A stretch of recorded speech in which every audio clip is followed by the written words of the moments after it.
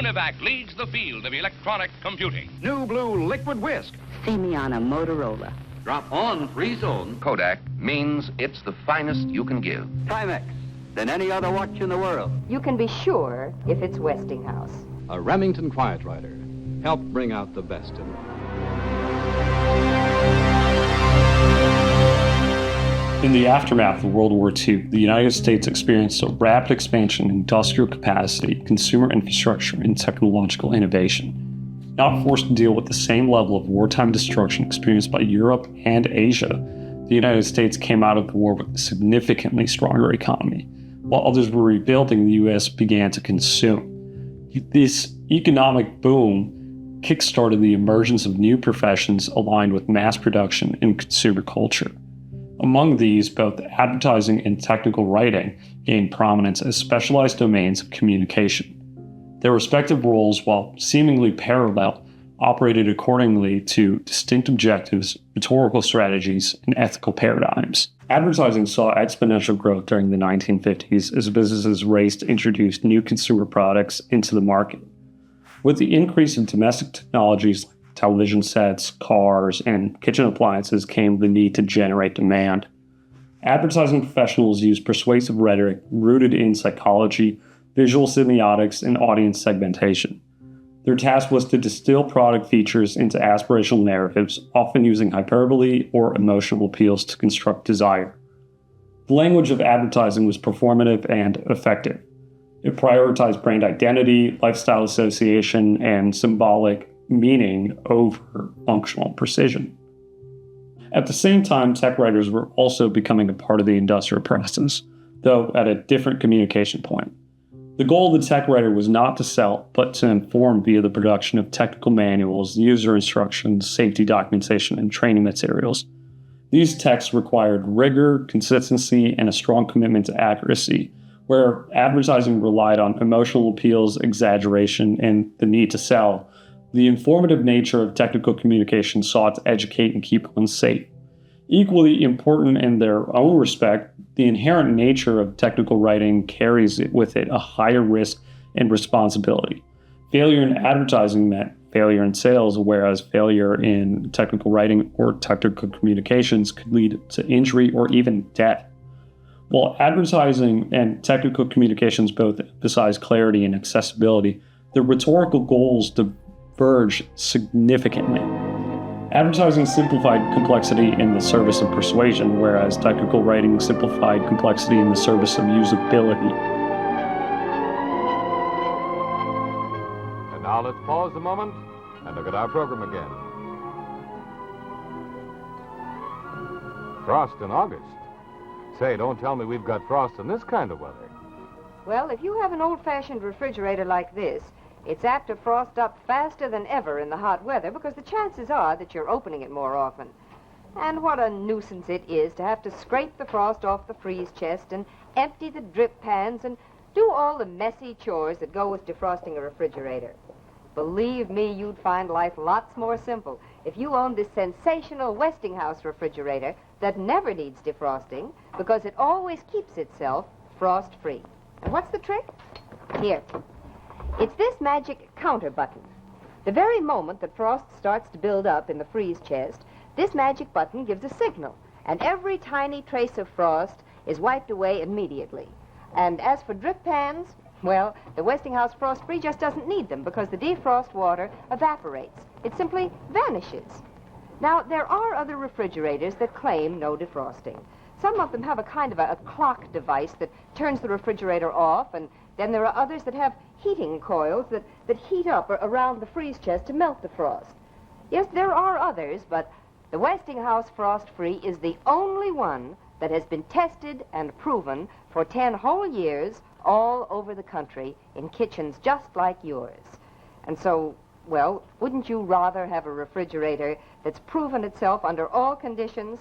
That's why I'm sure that you'd prefer the Westinghouse Frost-Free. And remember, the Westinghouse Frost-Free defrosts itself so quickly that frozen foods and even easy-to-melt ice cream stay safely, steadily frozen. I honestly think that the Westinghouse Frost-Free is the very finest refrigerator that you can buy. But that's not just my opinion. Drop in at your Westinghouse dealers and he'll show you hundreds of letters from women all over the country. And they all say there's nothing that compares with the Westinghouse Frost Free. Remember, you can be sure if it's Westinghouse. This refrigerator ad from 1951 wasn't even a new thing. Fridges had been around since like the 20s, and so were refrigerator advertisements. So how did they convince them to get this specific model?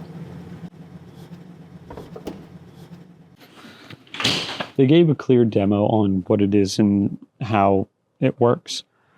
The use of terms like magic counter button and freeze chest aren't technical terms, nor do they describe the mechanical or electrical functions in a clear manner. This is where the advertising side takes over by introducing puffery and emotional appeals. What this ad does really well on a technical side is show the core function of the fridge to its users. It tells you how to deal with the problem of frost that early freezer units had in refrigerators. The use of the magic counter button talks about a mechanical operation that shows and explains the feature, function, and the benefit. The narrative of this ad does a really great job in outlining the problem and giving a solution right away. The idea of added chores and owning a product that, is supposed to make your life easier is a difficult sell in the first place, which is where Westinghouse comes in to try to ease that pain point. Another thing it does really well is talking to the viewers directly and activating credibility statement, using language like, wouldn't you rather have a refrigerator that's proven itself under all conditions, and that's why I'm sure you'd prefer the Westinghouse Frost Free. These two lines work together as a subtle challenge to the listener's current product choice, while simultaneously guiding them towards a decision without overt pressure. This soft, persuasive rhetoric common in 50s advertising combines questioning with confidence in the outcome. The converging point between advertising and tech writing is clarity. Advertisers and tech writers aim to make the benefits of technology understandable, while the advertiser uses metaphors and the tech writer uses precise terms. Both want to provide the user with a clear message that allows them to make an informed decision when it comes to buying or using their products. Clarity from tech writers and advertisers means one helps you understand the product and one makes you want it. Although both advertising and technical communication emphasize clarity and accessibility, the ethics were completely different. The ethical distinction actually became a key factor in the professional identity of a technical communicator. As the field sought formal recognition through the establishment of professional associations, academic programs, and publication venues, practitioners emphasized the societal responsibilities embedded in their work. They borrowed selectively from advertising in their tool sets, incorporating visual design and user-aware framing, but remained anchored in a code of practice that prioritized truthfulness, safety, and functionality. Technical communicators did not merely disseminate information, they mediated the relationship between machines and people in an increasingly complex technological landscape. I'm getting hungry. The sandwich is practically an American institution. It is a basic essential for lunch boxes, parties, and picnics. As far as these boys are concerned, well, hamburgers and hot dogs are their idea of a really good meal. But there are sandwiches and sandwiches.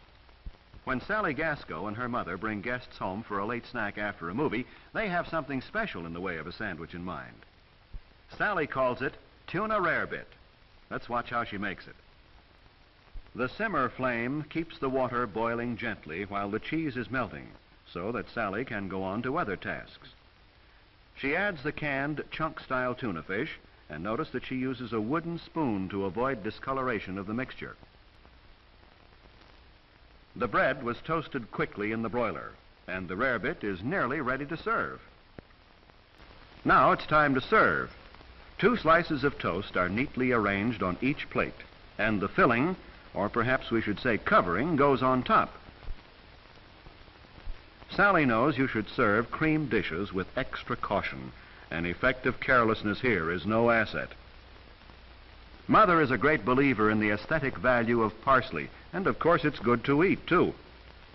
Now a touch of Tabasco for color and a taste surprise, and there's tuna rarebit a la Sally Gasco. As we said, there are sandwiches and sandwiches. A wise young homemaker using good techniques and equipment and a little imagination can turn a sandwich into festive fare. This heavily gender role coded technical training video comes from the American Gas Association. It shows Sally Gasco how to use a gas range safely by making a tuna rarebit sandwich. It does a great job demonstrating its utility by showing off the three different cooking methods. Being able to use this gas range as a double boiler, simmer flame, and a broiler is perfect. But it really fails in the specifications and the safety methods of this range. It doesn't talk about the burner sizes, it doesn't talk about the BTU, it doesn't talk about its functional components and more. It fails to show the user how the stove works, but it focuses on the various uses of this range. This is a subtle ad that showcases the gas range. The ability to simmer, boil, and broil in an easier manner is a huge upgrade while the housewife prepares for the husband and kids to come home from work and school. By using the soft, persuasive language that 50s advertising had, it guides the viewer to look at what they currently have and wish they had something better. But to me, this ad is super subtle. If they came out and said, hey, here are the specs, this is what it does, buy this, I think it would work really well. And if they renamed Sally Gasco to ExxonMobil Chevron, I think they would have sold a lot more than what they've had. The video teaches you a new recipe with a clear logical sequence that's easy to follow. It also visually demonstrates the use of tools like the double boiler or the broiler, and also subtly highlights the best practices of cooking, like using a wooden spoon to avoid discoloration. These moments model proper usage without the need for direct instruction, which aligns with task-based learning methods in instructional design. Those same visuals serve an emotional purpose as well. The glowing stove, the effortless multitasking, and the final plating reinforce the idea that the gas stove is a part of a modern lifestyle. The camera doesn't have to zoom in on product specs or exact specifications because the audience feels what the product offers through the narrative flow and visual tone.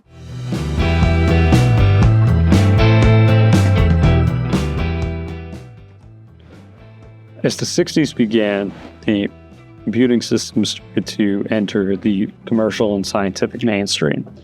This new innovation started to be introduced within laboratories, offices, and factories. This highly technical product needed to stand out and remain understandable to new professionals. A choice between one motherboard could weed out other motherboards, but at this time, there were very limited one-stop shop computing systems, so you had to know which one you needed for your application. At the same time, many viewers grew weary of TV ads. After hearing the best, the newest, and futuristic for a decade, audiences began to doubt those claims. People wanted the truth about what they were buying. TV often presented manufactured visuals, polished voices, and exaggerated results. Bill Bernbach of DDB Worldwide said, "The most powerful element in advertising is truth." In 1959, his Think Small campaign for Volkswagen remains a testament to that principle. If everything is billed as the best and the newest and the most futuristic, then no product really is. That's why in 1962, Avis adopted a campaign, "We're number 2, so we try hard." The agency used an honest appeal, acknowledging Hertz as the market leader while asserting Avis would work to become the customer's first choice. Copywriting became increasingly important in how ads were pitched to consumers. Inspiration also came from journalism. Straightforward headlines, modest copy and problem solution logic blended to make ads feel conversational and at times confessions.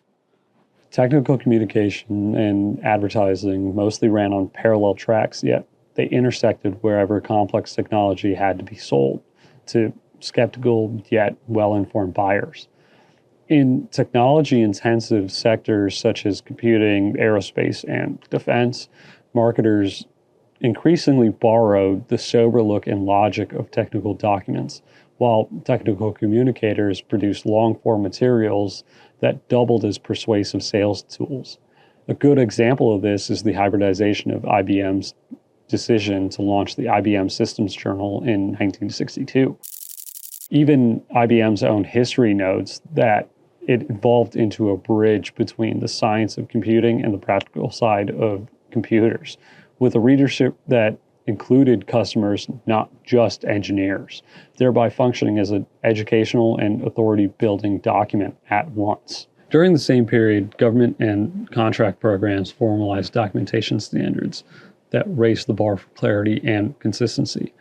The Department of Defense issued specification practices such as MIL STD 490 in 1968. And by the end of the decade, the Apollo era handbooks for the Command and Service Module and the Lunar Module demonstrated how rigorous and user-critical technical writing had become, with thousands of pages of procedures, subsystem descriptions, and checklists designed to be readable under extreme pressure. Professionally, the field's infrastructure matured as well.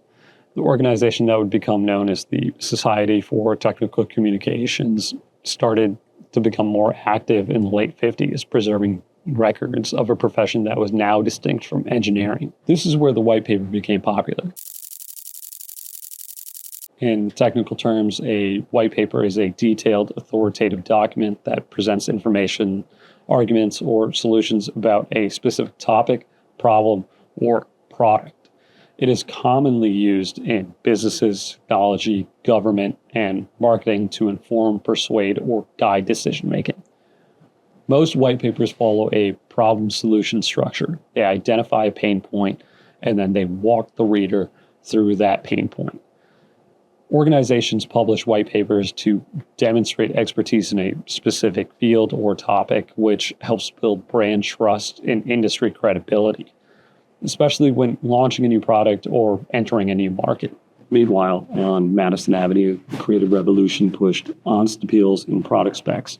Doyle Dane Bernbach's work for Volkswagen, the Think Small campaign, is a canonical case in trade advertising aimed at engineers and institutional buyers. And it also began to resemble white papers with problem solution framing, technical diagrams, and plain-spoken copy that was meant to earn trust rather than to dazzle. Museums and trade chronicles consistently point to the Volkswagen campaign as a turning point, and later retrospectively describe how this new tone prioritized clarity and credibility over hyperbole. In business-to-business government markets, that same ethos surfaced in sales literature and white papers that were drafted by or edited by technical writers. These documents framed a need, explained the mechanism in accessible detail, and then only then argued for that specific product, thereby blending instruction with persuasion. The through line in both communities was clarity, audience awareness, and demonstration. Advertisers sounded like engineers whenever the audience demanded it, and technical communicators sounded like advertisers whenever they needed to push a decision forward. The result was not a merger, but a productive overlap that set durable patterns for modern content strategy, user experience writing, and technically informed brand storytelling.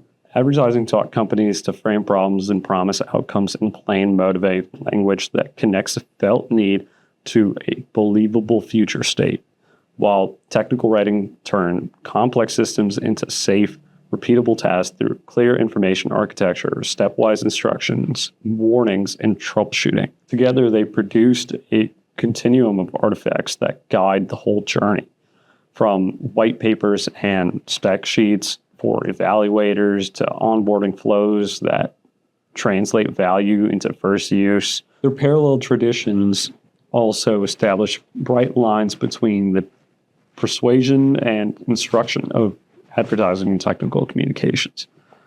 Through conventions such as evidence support claims, clear labeling of promotional content versus documentation, and version change logs, which form foundations of trust in a noisy market with the rapid innovation. If you build or support products, the history gives you a mental model for aligning what is promised and what is taught.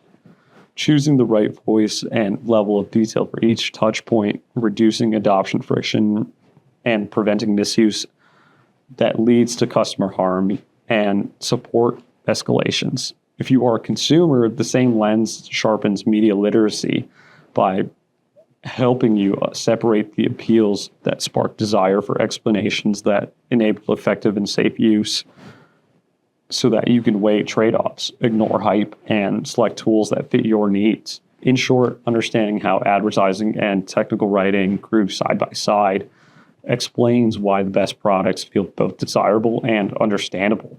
And it also shows how clarity joined with credibility remains a lasting advantage.